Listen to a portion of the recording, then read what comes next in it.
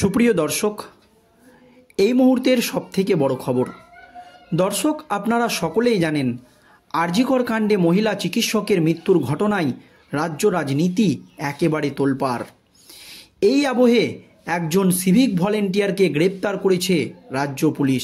তার পরপরই কলকাতা হাইকোর্টের নির্দেশে তদন্তভার হাতে নিয়েছে সিবিআই।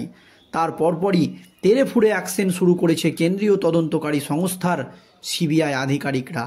তবে এই আরজিকর কাণ্ডের মূল মাস্টার মাইন্ড কে, তা এখনও সেই তথ্য সিবিআইয়ের হাতে আসেনি। আর মুখ ফসকে আরজিকর কাণ্ডের মূল মাস্টার মাইন্ড কে, সেই নামই বলে ফেললেন অভিজিৎ গঙ্গোপাধ্যায়। আর তা শোনার পরই রাজ্য রাজনীতিতে নতুন করে শুরু হয়ে গেল একেবারে জোর জল্পনা।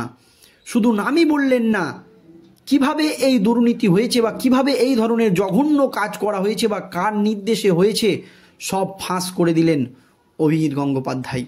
দর্শক, আপনারা ভালো করেই জানেন এই অভিজিৎ গঙ্গোপাধ্যায় কলকাতা হাইকোর্টের বিচারপতি থাকাকালীন রাজ্য সরকারের একাধিক দুর্নীতি ইস্যুর পর্দা ফাঁস করে ছেড়েছিলেন। সবচাইতে মূল বিষয় হচ্ছে শিক্ষক নিয়োগ দুর্নীতিতে আপনারা জানেন যে অভিজিৎ গঙ্গোপাধ্যায়ের নির্দেশে সিবিআই তদন্ত হয় এবং আপনারা জানেন মুখ্যমন্ত্রী মমতা ব্যানার্জির খুব কাছের একজন লোক শিক্ষামন্ত্রী পার্থ চট্টোপাধ্যায়, তিনি এখন জেলে। আর এবার আরজিকর কাণ্ড নিয়ে মুখ খুলেই বিস্ফোরক মন্তব্য করলেন অভিজিৎ গঙ্গোপাধ্যায়। যা বললেন তাতেই নতুন করে রাজ্য রাজনীতিতে একেবারে শোরগোল পড়ে গেল।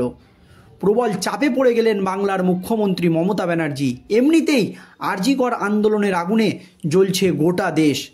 এই আবহে একাধিক ছাত্র সংগঠন থেকে শুরু করে বিরোধী দল সকলেই বাংলার মুখ্যমন্ত্রী মমতা ব্যানার্জির পদত্যাগের দাবি তুলে দিয়েছেন।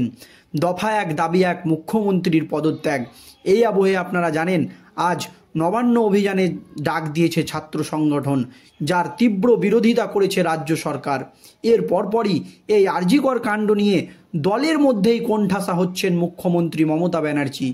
কারণ এই আরজিকর কাণ্ডে দলের বিরুদ্ধেই মুখ খুলছে একের পর এক তৃণমূলেরই হেভিওয়েট নেতা নেত্রীরা। অনেকেই বিশিষ্ট রাজনৈতিকবিদরা মনে করছে এই ঘটনা তৃণমূলের জন্মলগ্ন থেকে কখনো হয়নি। কেউ মুখ্যমন্ত্রী মমতা ব্যানার্জির বিরুদ্ধে এইভাবে মুখ খোলেনি।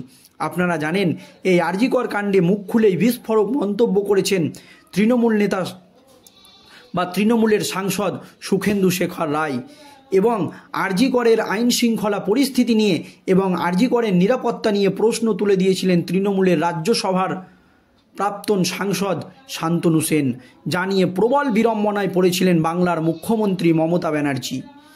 এই জন্য তাকে মুখপাত্র পদ থেকে বহিষ্কারও করে দল। এইভাবে কয়জনকে বহিষ্কার করবে দল? তাহলে তো তৃণমূল ভেঙে শেষ হয়ে যাবে।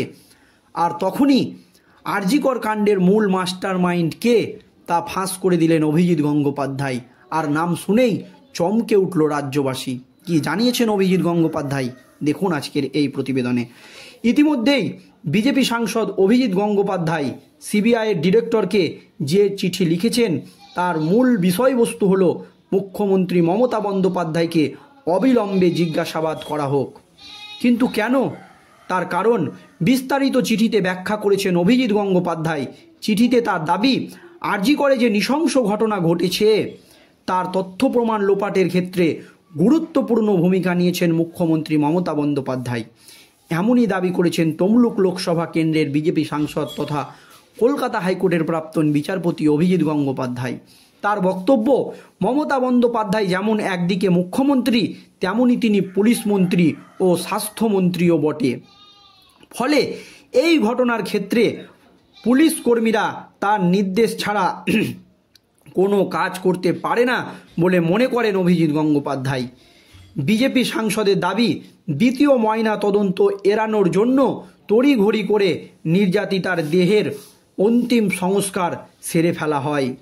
দেহ দাহ না হলে দ্বিতীয়বার ময়না তদন্ত করার সুযোগ থাকতো বলে মনে করছেন কলকাতা হাইকোর্টের প্রাক্তন বিচারপতি তথা তমলুক লোকসভা কেন্দ্রের বিজেপি সাংসদ অভিজিৎ গঙ্গোপাধ্যায়। তার দাবি, যাতে তথ্য প্রমাণ পাওয়ার সুযোগ থাকত বলে তিনি দাবি করেছেন। যদি দ্বিতীয় পোস্টমর্টম করা যেত তাহলে তথ্য প্রমাণগুলো পাওয়া যেত, এই দাবি তিনি করেছেন। কিন্তু দ্রুত মুখ্যমন্ত্রীর নির্দেশে এই দেহকে দাহ করে দেওয়া হয়েছে, এমনই দাবি করছেন অভিজিৎ গঙ্গোপাধ্যায়। এর আগেই সংবাদ মাধ্যমের সামনে মুখ খুলেন বিজেপি সাংসদ সুকান্ত মজুমদার। তিনি বলেন, রাজ্যের স্বাস্থ্য ব্যবস্থা অস্বাস্থ্যকর হয়ে গিয়েছে, ঘুণ ধরে গিয়েছে। শুধু আরজিকর নয়, রাজ্যের অন্য মেডিকেল কলেজগুলিতেও দুর্নীতি চলছে। দুষ্ট চক্র স্বাস্থ্য ব্যবস্থা চালাচ্ছে, কিন্তু প্রভাবশালী চিকিৎসকও এর সঙ্গে যুক্ত। আরজিকরের মহিলা চিকিৎসক আগেই দেবাশিস সোমের নাম নিয়েছিলেন। সম্প্রতি যে তরুণীকে ধর্ষণ করে খুন করা হয়, তার মৃতদেহ নিয়ে বৈঠকে দেবাশিস উপস্থিত ছিলেন বলে জানা গিয়েছে। আর এই দেবাশিস আসলে সন্দীপের উপদেষ্টা। সবাই মিলে ডুববে, চিন্তা নেই। এই ঘটনায় সিবিআইয়ের তল্লাশি নিয়ে সুকান্ত বলেন, আমরা বাংলার মানুষকে দেখতে চাই। কবে সিবিআই বাংলার স্বরাষ্ট্রমন্ত্রীর বাড়িতে ঢুকে তল্লাশি চালাবে? ওর বাড়িতে সিবিআই যাক, বাজেয়াপ্ত করা হোক ওর ফোন।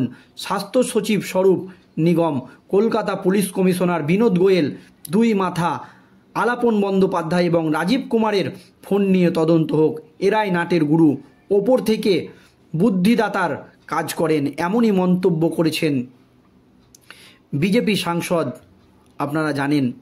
আর আরজিকর কাণ্ডে সিবিআইকে অভিজিৎ গঙ্গোপাধ্যায় তথ্য প্রমাণ লোপাটের অভিযোগে মুখ্যমন্ত্রীকে জিজ্ঞাসাবাদের দাবি করছেন। তিনি খোদ, অন্য কাউকে নয়, মুখ্যমন্ত্রী মমতা বন্দ্যোপাধ্যায়কে যাতে জিজ্ঞাসাবাদ করে সিবিআই।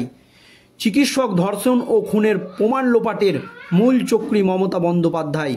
মুখ্যমন্ত্রীর জিজ্ঞাসাবাদ চেয়ে সিবিআই অধিকর্তাকে চিঠি দিয়েছেন কলকাতা হাইকোর্টের প্রাক্তন বিচারপতি তথা তমলুক লোকসভা কেন্দ্রের বিজেপি সাংসদ। তিনি পরিষ্কার জানিয়ে দিয়েছেন, আরজিকর কাণ্ডে সিবিআইকে অভিজিৎ গঙ্গোপাধ্যায় পরিষ্কার বলেছেন যে তথ্য প্রমাণ লোপাটের অভিযোগে মুখ্যমন্ত্রীকে জিজ্ঞাসাবাদ করা হোক, এটাই তার দাবি।